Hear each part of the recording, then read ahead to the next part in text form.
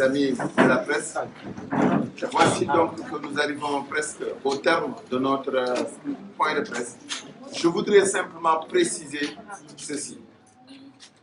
Chacun parmi les leaders ici présents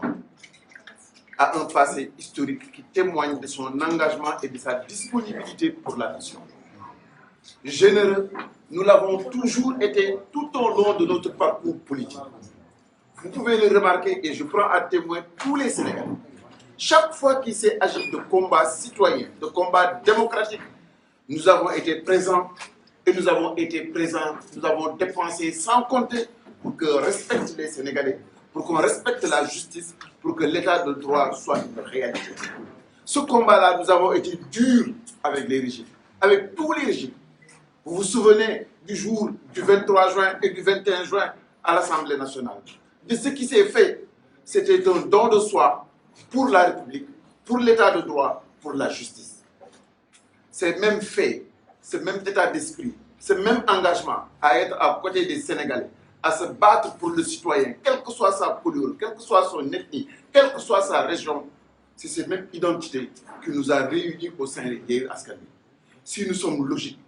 si nous sommes honnêtes, si nous sommes des patriotes, alors le même régime que nous nous appliquons individuellement dans nos partis, dans la rue, que nous administrons au président de la République, nous devons nous l'inculquer à nous-mêmes et en faire la clé de voûte de notre organisation au sein de Yewwi Askan Wi. Parce que le challenge est grand. Il ne s'agit ni plus ni moins de changer le Sénégal. Il ne s'agit ni plus ni moins de créer une société plus juste, plus démocratique, plus disponible pour ses citoyens. On ne peut pas vouloir une chose et son contraire. On ne peut pas vouloir la démocratie, l'état de droit, la justice, l'équité et la transparence. Et lorsqu'on est dans son coin, dans sa coalition, à l'intérieur de l'opposition, au moment où on n'est pas fort, on use du système antidémocratique. On ne fait pas dans la transparence, on n'est pas généreux, on n'est pas solidaire et on ne respecte même pas ses partenaires. C'est des signes. Et nous sommes en droit d'alerter.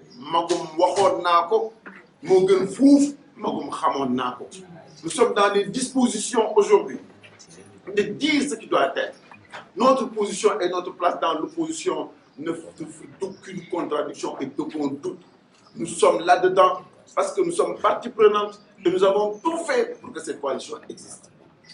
Il faudrait que chacun d'entre nous sache que cette démarche que nous faisons est juste symbolique dans le sens que nous voulons alerter les citoyens et nous voulons aussi revendiquer nos droits à l'intérieur de Yewwi Askan Wi parce que Yewwi Askan Wi ne doit pas être loin des préoccupations des Sénégalais. Pour tous ceux qui nous connaissent, nos préoccupations ne peuvent absolument pas être d'être à la place à l'Assemblée nationale ou dans telle posture ou telle posture. Non. Notre préoccupation, c'est le combat de tous les jours que nous menons depuis plusieurs années. Que ce combat-là commence par germer à l'intérieur de Yewwi Askan Wi. Pendant que nous sommes dans l'opposition, pendant que nous sommes faibles, il faut que nous donnions des gages pour que demain, les Sénégalais puissent conforter, consolider la confiance et surtout la certitude que le Sénégal va changer. Lii moo ñu boole tey jii ànd gii ñu ànd nii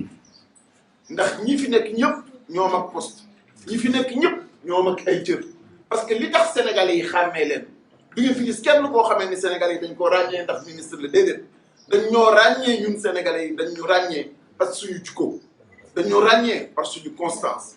dañ ñu ràññee par suñu bëgg-dëgg dañ ñu ràññee parce que suñu teewaay ci kanamu askan wi te depuis ay at a ngi yi lu ëpp ñaar fukki at yoo xamee ne amul benn combat boo xamee ni xew na ci réew mi boo xamee ni manqué nañ fépp foo xamee ni war nañu taxaw ci kanamu askan wi def nañ ko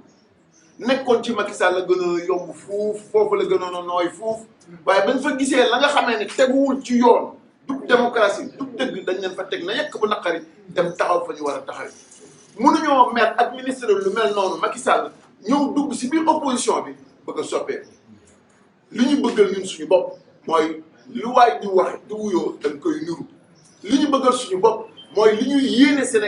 Sénégalais yi en termes de démocratie yéene leen que ni bu ñu ñëwee ñëpp dinañ yàqu yéene leen que ni bu ñu ñëwee kenn du yóbbu nit justice parce que da nga ko bañ wala da nga ko bëgg a noot kenn dootul toroxal kenn lépp ci yoon lañ koy teg loolu lañ bëgg a appliquer suñu bopp ci biir Yewwi Askan Wi te loolu war naa dal xelu Sénégalais bu nekk na lii daf leen war a conforter ni yéene yu ñu am pour Sénégal soppiku lu wér la lii daf leen war a conforter ni bëgg-bëgg bi ñu am pour que benn yoon alternance bii ñëw ñu bañ ko dévoyer lu wér la ndax xumtoowuñu nëbbatuwuñu lépp lu ñu leen wax ci kanamu caméra yii wax nañ ko ci biir Yewwi Askan Wi bi ñu demee ba nga xamee nag bunt yëpp tëj nañ ko nangootuñu wax def lenn loo xamee ne nanguñu ko teg ci kanamu askan wi sañ buñ ko mënulee jot sañ nañu wax ba sénégalais yëpp dégg lan moo ci xew tey jii nag bu ko sénégalais yi déggee bu ñu ubbee ñu dugg bu ñu wootee ñu toog ñu wax li ñu war a wax defar li ñu war a def soppi jikko yi parce que ay sénégalais lañu duñu yàlla duñu yonent bi ay politiciens lañu duñu ay jinne te koo fi bàyyeel boppam mu defee nu ko neexee te réew mi waratuñu accepter benn yoon nit mën a taxaw fenn di def lu ko neex ba pare bëgg a ëlëm nit ñi ci ni dañoo mer déedéet dañu leen joxul déedéet dañoo gisul seen bopp demewul noonu